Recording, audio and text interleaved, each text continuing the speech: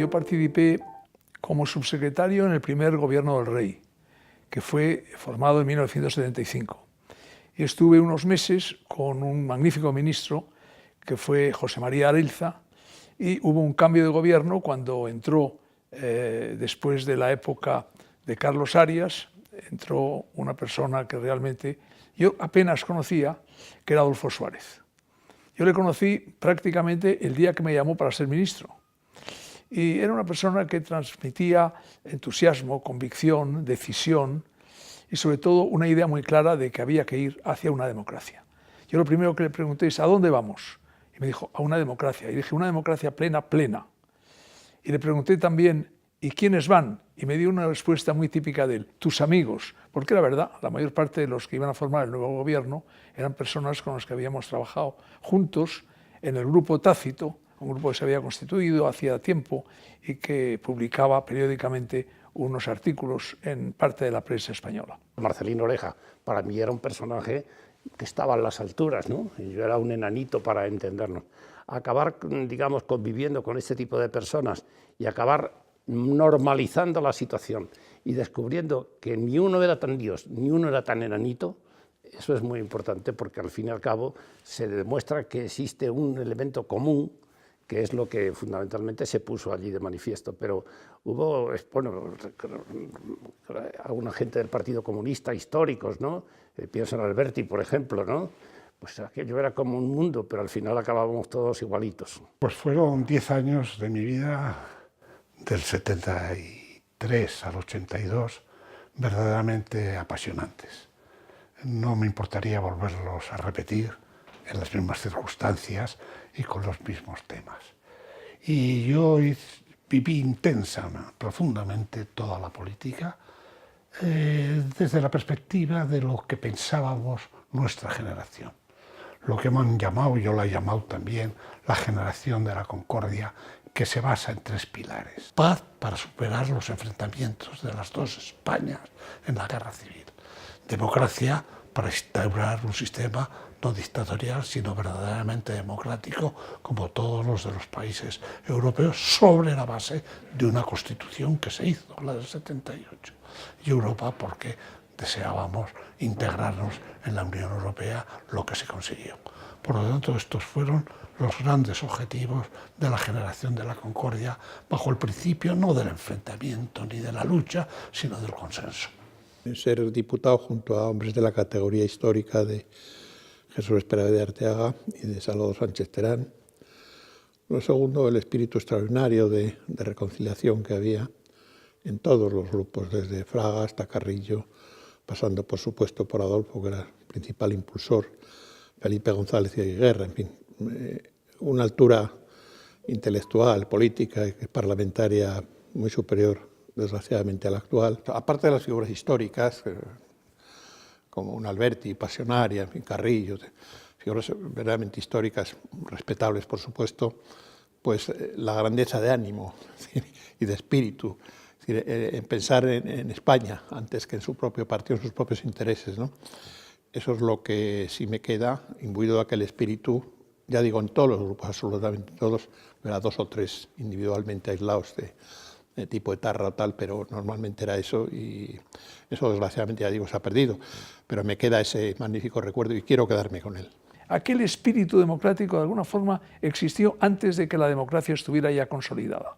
Es decir, había ya un espíritu muy generalizado, había miles y miles de personas, millones de personas que lo que querían era llegar a una democracia, y el camino que se inició fue un camino en la buena dirección, con 2 impulsos fundamentales: el impulso del rey y el impulso de Adolfo Suárez, junto a todos los demás que participaron en aquel evento.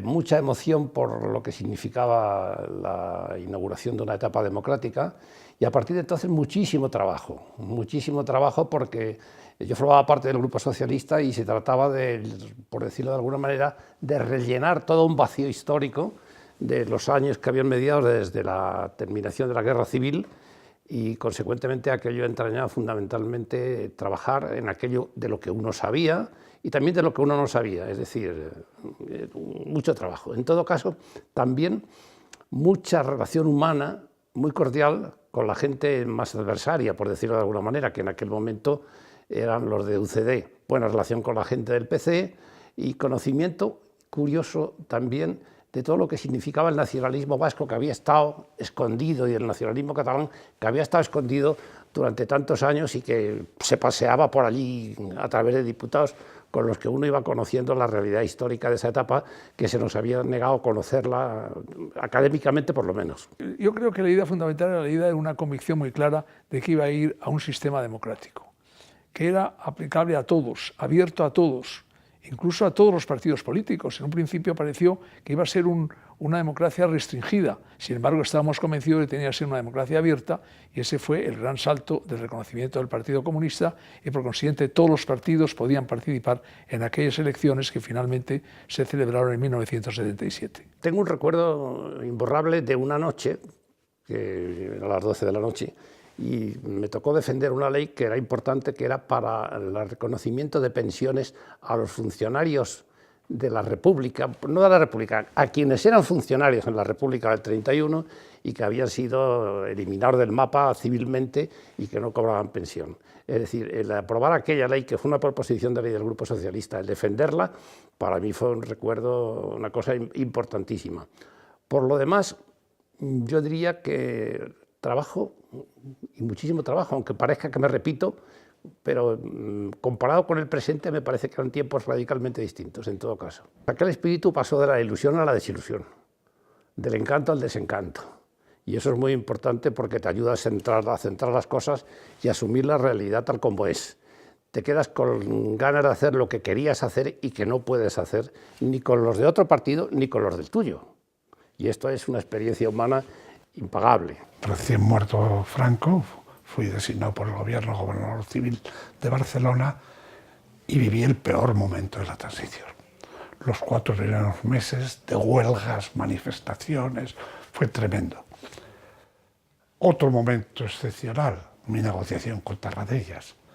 Luego, la organización de la UCD durante 6 meses, designó Suárez secretario de organización de UCD y hice toda la primera organización, UCD en marcha, unas jornadas, hasta que fui nombrado ministro y era incompatible. Pero estos son los aspectos positivos.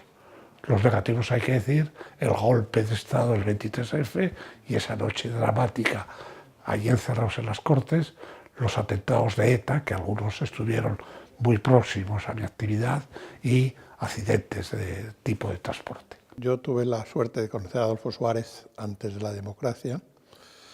Digamos que me fichó y quiso.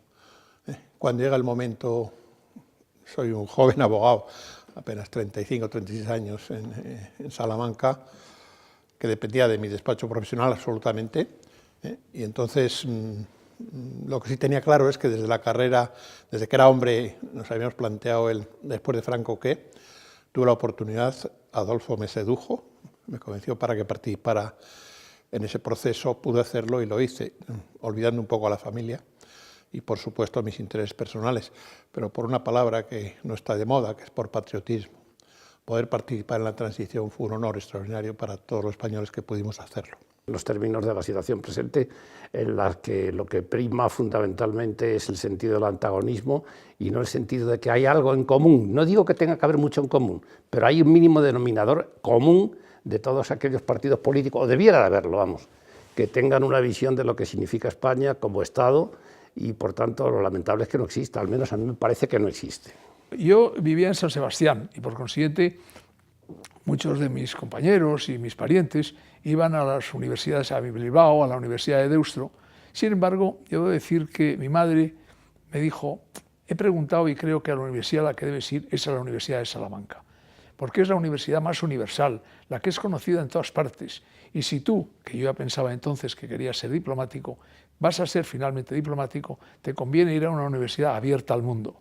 Y esa es la razón por la cual caigo yo en la Universidad de Salamanca, y debo decir que guardo el mejor recuerdo de la universidad, de sus profesores, de mis compañeros, con muchos de los cuales sigo viéndome regularmente. Y estoy muy orgulloso en este momento de formar parte del grupo de alumni, y me da la oportunidad de ir periódicamente a Salamanca y recordar. Entonces solo había 12 universidades, una de ellas era la salmantina, la más antigua, como sabemos, ¿no? Con algunos profesores que se destacaban, pero por tanto recuerdo esa etapa estudiantil extraordinariamente bien. con compañeros excelentes que mantengo la amistad con ellos. Después como profesor en práctica jurídica y por último como miembro del Consejo Social. Por tanto, mi vinculación vital ha sido absoluta durante muchos años. Yo aporté toda mi experiencia profesional, empresarial y política al buen gobierno de la Universidad de Salamanca desde el Consejo Social. No es el rectorado ni los vicerrectorados. Hicimos una magnífica tarea, yo creo, porque se vivió el cambio al espacio europeo de la universidad, los acuerdos de Bolonia, lo cual supuso un cambio importante en las titulaciones. Luego se avanzó mucho en investigación, el parque científico, se hicieron infraestructuras, se consolidó el edificio histórico y logramos superar desde el punto de vista financiero las deudas históricas de la universidad. Yo no estudié en la Universidad de Salamanca porque en aquel tiempo, cuando yo empecé a estudiar ciencias económicas, que es lo que quería estudiar, solo la había en Madrid, Barcelona y Bilbao, y entonces me fui a Barcelona.